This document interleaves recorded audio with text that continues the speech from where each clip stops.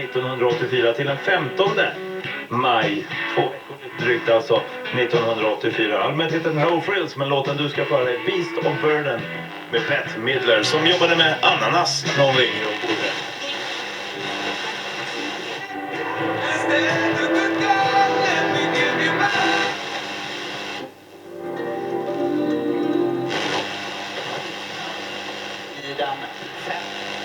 Som jag brukar uppdateras kontinuerligt.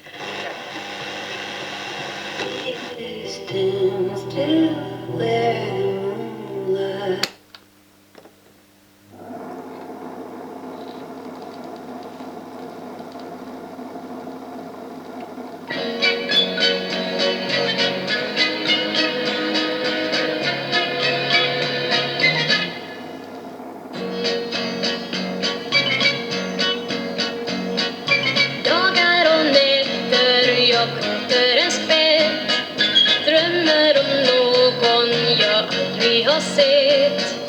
Hoppas och ber för